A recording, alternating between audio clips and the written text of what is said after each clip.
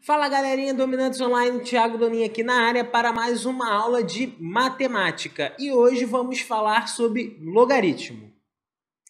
Bem pessoal, a definição que nós temos para logaritmo é que ele é um operador matemático e que ele consegue de uma maneira geral pegar alguns elementos e transformá-los e a partir deles nós obtemos um resultado. Muitas das vezes nós temos um pouquinho de medo em relação ao logaritmo por conta da quantidade de definições e propriedades que nós temos, mas vamos levar aqui da maneira mais simples possível. Primeiramente, vamos visualizar como que um logaritmo se apresenta. Bem, toda vez que a gente fala sobre o log, essa é a imagem que aparece para a gente, tá? A forma como que nós lemos é log de b na base a é igual a x. Quem é quem dentro dessa organização? Bem, percebemos que todo log ele possui uma base, um logaritmando e um logaritmo. Pessoal, saber quem é muito importante, porque é através disso que nós conseguimos montar esse operador. Toda vez que a gente faz a visualização do logaritmo, a gente transforma o logaritmo em uma função exponencial ou um expoente de uma maneira geral. E aí, se vocês perceberem, a base do nosso logaritmo se torna a base do nosso expoente.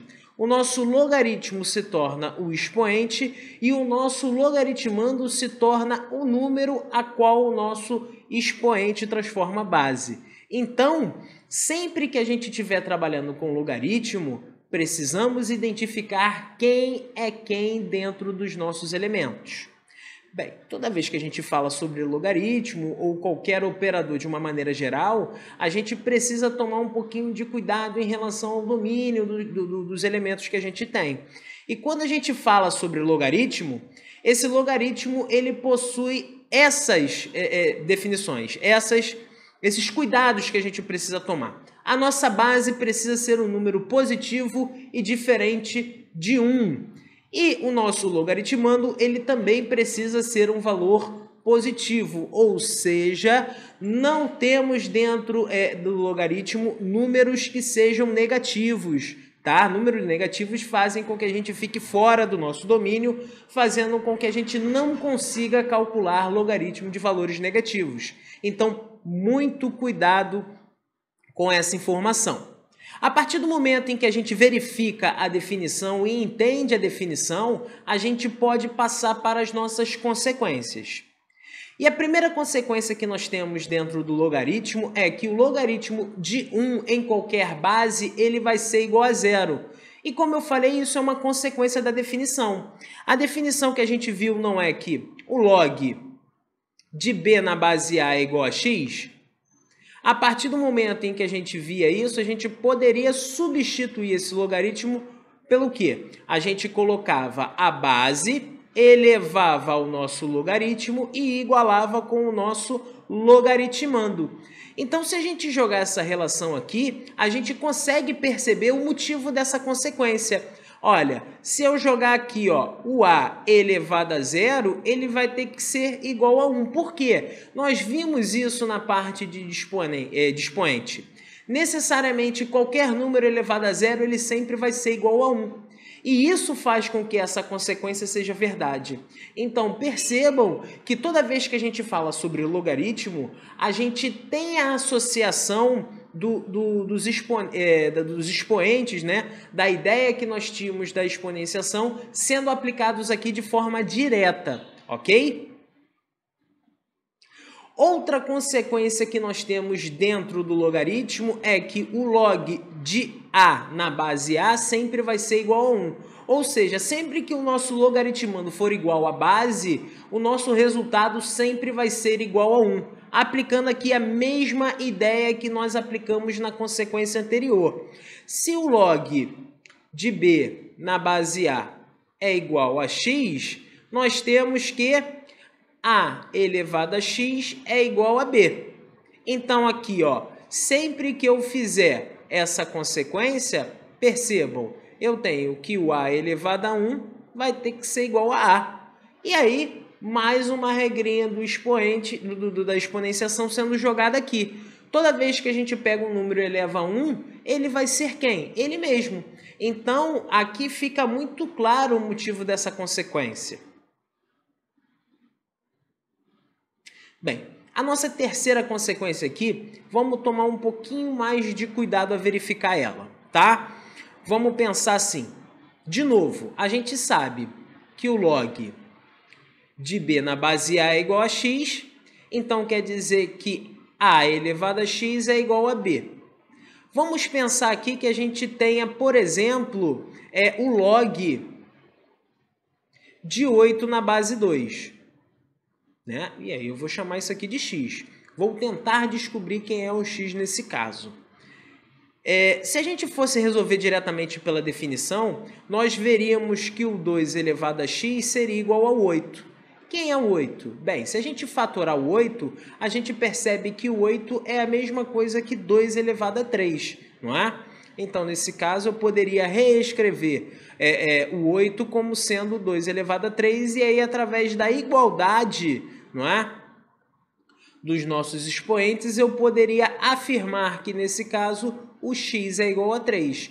Olha a consequência, percebam a consequência. Se ele apresenta para mim log de 8 na base 2, automaticamente eu já posso apresentar isso como sendo 2 elevado a 3 na base 2. E através da consequência você já pode diretamente dizer o quê? Que nesse caso, esse log de 2 elevado a 3 na base 8 vai ser igual a 3. Tá? Percebam que essa consequência ela sempre pode ser aplicada quando o nosso logaritmando ele é a base elevada a alguma coisa. E isso faz com que o nosso logaritmo, né, ele tenha como resultado o expoente que está associado ao logaritmando. Gente, comecem a se acostumar com os nomes. Comecem a se acostumar quem é a base, quem é o logaritmando e quem é o logaritmo. É através desses elementos que a gente consegue criar uma intimidade e aí a gente consegue resolver os logaritmos de maneira mais rápida. Bem, essa consequência ela é óbvia, mas não é porque ela é óbvia que eu vou deixar de falar aqui para vocês, não é?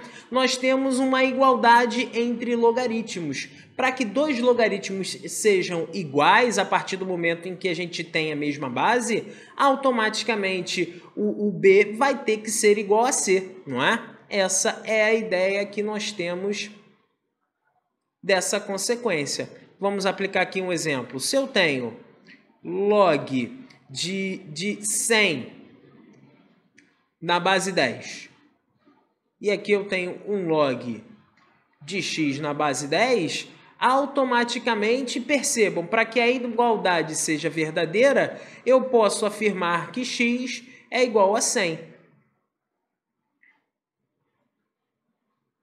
Tudo bem? Percebam, pessoal, que muitas das vezes esse tipo de consequência ela vai ser importante quando a gente tiver que fazer várias definições, quando a gente tiver que aplicar várias consequências ou várias propriedades dentro do nosso logaritmando, e aí no final a gente transforma uma coisa que era difícil em uma coisa simples, em uma igualdade que seja muito simples, não é? Eu quero que vocês pensem, por exemplo, que o b e o c, ao invés de ser números, eles podem ser equações. Então, a partir do momento em que a gente consegue jogar tudo para dentro de uma equação e que tem a mesma base, a gente pode muitas das vezes fazer essa associação de maneira direta. Bem, por fim, nós temos aqui uma consequência que ela pode ser um pouquinho difícil de observar. Mas vamos com calma, vamos tomar um certo cuidado a analisar ela. Percebam que para que a gente tenha essa definição, o A e o B eles precisam estar muito bem definidos, eles precisam ser bem observados por nós. E aqui a gente tem o A elevado ao log, tá? Então aqui eu vou tentar de uma maneira geral jogar um exemplo que faça com que isso seja algo simples de observar. Dá uma olhada para cá, ó. Se eu pegar, por exemplo, o log de 100 na base 10, que é um log simples de calcular, né, pessoal? Se a gente parar para pensar, 100 é 10 ao quadrado, então quer dizer que o log de 10 ao quadrado na base 10 a gente já sabe que é igual a 2, tudo bem? Dá uma olhada para cá. Agora eu vou dizer que o 10 está sendo elevado a isso.